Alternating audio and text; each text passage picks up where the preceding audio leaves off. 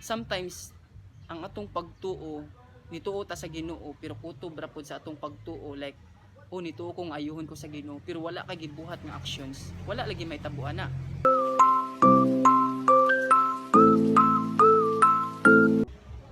Ang pagtuo nga walay buhat kay patay.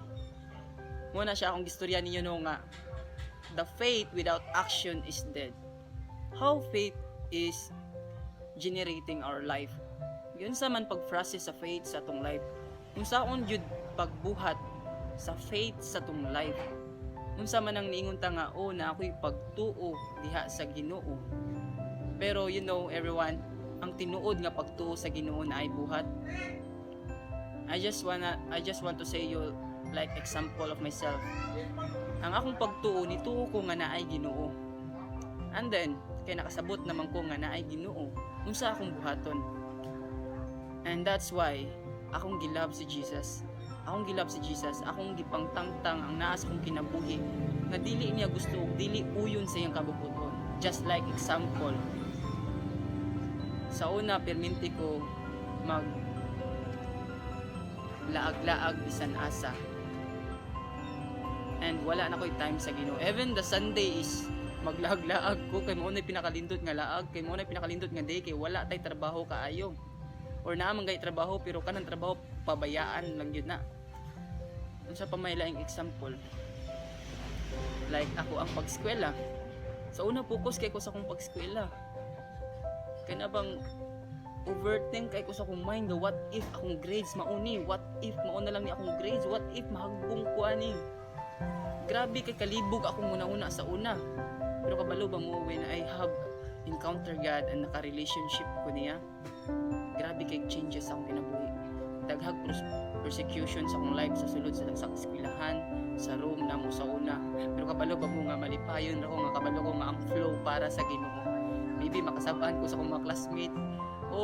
Nakasa ako nila like tungod kay sometimes kining kanang dugay ko maabot sa room kay wa sila kabalo nga kining naaday ko'y daghang gitrabaho nga akong kaugalingon is ako'y nagpa-eskwela sa akong kaugalingon. Ako ang nanikamo sa akong kaugalingon. Wa sila kay baluan na kita, so wa sila kabalo sa mga problems na to sa tong life. So wala ra, flow ra ni God akong gibuhat. Bala nagmasuko sila nako, bala nagunsay lang istorya sa ako But I know the Lord is working with me. Kay nakaila ko sa Ginoo ug na ako'y pagtuo niya. Unsa pa may lain na faith. Ug nituo ka nga makahuman kag eskwela, then magtuon ka, maningkamot ka, ug diha ka sa Ginoo pahumanon pinaagi sa imong pagtuo. Kay moingon ka nga nituo ka nga makahuman kag eskwela pero wala ka gibuhat, useless ang tanan. Pagtrabaho ginahan ka maka-apply kag trabaho, tuuhi ug buhatig aksyon. Ginahan ka makatrabaho pero sige ra kag pundo sa balay, so walay padulngan gihapon. About sa sport, example lang, athlete ka, runner ka, or basketball player, unsaon nimo pagmaayo, unsaon nimo pagkusog mo dagan if wala kay gibuhat, wala ka nagtraining. Muna if nituo ka nga magkusog ka mo dagan, mahitabo gyud na sa imong kinabuhi. Mutuo ka nga ikaw ang pinaka greatest shooter diha. Kailangan kag practice, kailangan kag training og disiplina sa imong kinabuhi. Munang may great example pud nako akong self no kay kanang nituo ko nga mo upgrade or mo improve gyud ako ang running. Una improve gyud kabaw mo kitang tanan is kining pinangga ta sa Ginoo, ihatang binuhat tanan. Pinaagi lang pud sa atong pagtuo. Kay useless man gud if wala kay pagtuo, walay may tabo sa imong kinabuhi. If ginahan kay bless ka sa Ginoo, din tumana ang iyang word. Daghang kay bulong ang Ginoo nga iyang istorya dito sa iyang kasulatan. Nga mo na maghatag na to mas mutaas pa tong pagtuo ug depende na lang na nimo kung imo ba gayud sundon. Example ko nga naa sa word ni Lord nga ask and it shall be given to you, knock and the door will open to you, seek and you will see, or imong mahikaplagan ang imuhang gipangita. Okay, lagi naman na sa verse ako lang i-send diri na katong about faith without action is dead. Grabe jud kay tag mga gipambuhat diri sa kalibutan nya wala kay ta nakasunod sa will ni Lord. Dapat pud ato akong pagtuo naagyo diha ang Ginoo. Kay useless tanan imong pagtuo ug gikan ra sa imong kaugalingon. Ang una natong faith dapat nasa Ginoo. The second is naa sa atong kaugalingon. Kay if sa imong kaugalingon pod wala kay faith sa imong kaugalingon, like sige ra kang gaingon nga dili na ako kaya, mo na ma-insecure na lang ka sa uban nga sila talented kay sila. Kay balo ka mutugan ko nimo kana akong drawing, kana akong mga talent, tanan akong mga skills sa akong kinabuhi na kaya nako na pinagi sa akong pagtuo diha sa Ginoo ug sa akong kaugalingon. Ako nang gibuhat, and kay ako mang gibuhat nahitabo gyud sa akong running.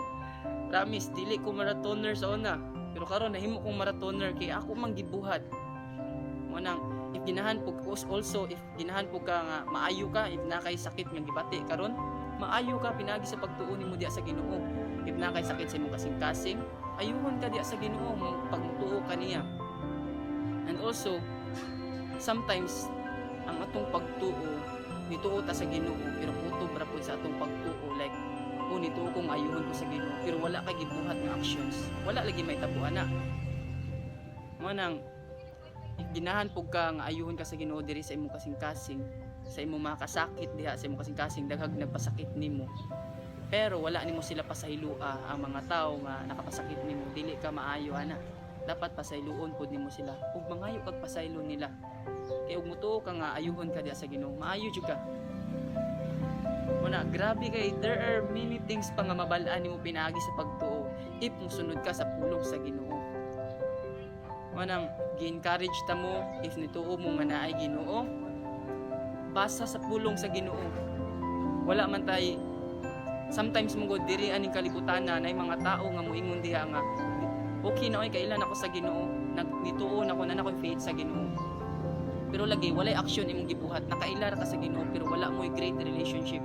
Muana pa nang uban nga dili na ko ginahan mo deeper ni God. I'm not condemning you again ha. Pero ginahan lang ko makabalo mo nga ang Ginoo nagpaabot ninyo nga mubasa mo siyang pulong ug makiistorya mo niya.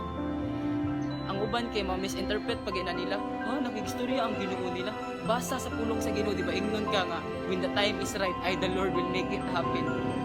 O grabe, si Lord ang gaingon ana. Mo na nga istoryahan jud kaniya pag mabasa ka sa iyang pulong and makabalo ka sa tinud-anay nga kaluwasan. And ang kaluwasan dili na magdepende sa atong maayong buhat. Useless atong maayong buhat kay daghan pud tag mga sala nga gibuhat sa tago. Mo na nga katong nag-post ko sa una nga walay maayong buhat nga makapaluwas. Ako ning buhatag content about ang walay maayong buhat nga makapaluwas. And kining paabot lang mo nga ako nang mabuhatan kay explain ako diha. Kay diha unsa joy angay nga buhaton nato nga maluwas jud ta, and the Lord will give us knowledge and understanding ana ug kaalam mo sa nato pag-explain, and daghan na kay na pwede pud mo mabasa sa pulong sa Ginoo and makabasa mo ug makabalugid mo sa tanan. All glory to Jesus gyud ang tanan. Bye bye, have faith. Then diba naman to sa word ni God nga walk by faith not by sight. If nagi kay makita diya sa kalibutan nga feeling mo di mo kaya, ayaw magtanawa. Feeling mo dili na ni maayo, wala ni kaayuhan, ayaw magtanawa. Kaya mo sila walk by faith not by sight. Ayaw sa inyong pagtanaw. Yung tanaw pa lang nimo daan dili na pwede. The faith is dili na makita, magpaabot na. Nituo manggani ko gani nga datuon ko sa Ginoo. Dato naman ko sa akong kasing-kasing sa akong pagpangalagad sa Ginoo. Ang kulang na lang is financially iha akong datuon. I know the Lord will bless me. Wala pa ha, pero iha akong i-bless. Kaya I know sa akong pagpangalagad sa Ginoo, di ko niya kulangon according to His riches. Munang nagpadayon ko pagpangalagad karon sa Ginoo, dili tungod kay ginahan ko kumadato. But na ako'y faith ana. Ngano man ginahan ko makakwarta, dili ingon nga dato jud as in pinakadato ha. Pero ginahan ko mga kwarta ko kay I want to help some people nga naglisod aning kalibutan na makabisag makapakaon lang ginagmay and bisag makatabang lang sa mga financially emergency kay na may time nga nadyo mga tao nga naglisod pa aning kalibutan na. especially sa mga nasa duol na ko sa akong kinabuhi. And I know that money is ma-use na sa spread sa word ni God, to spread the word of God. And thank you everyone. I know the Lord will bless me and will bless you. The Lord will protect you, and you know the Lord is loving you. Munang padayon, kung tinuod ka nga naigugma sa Ginoo, seek Him first. Kay di jud kaniya kulangon. Have faith in God. All glory to Jesus. Amen.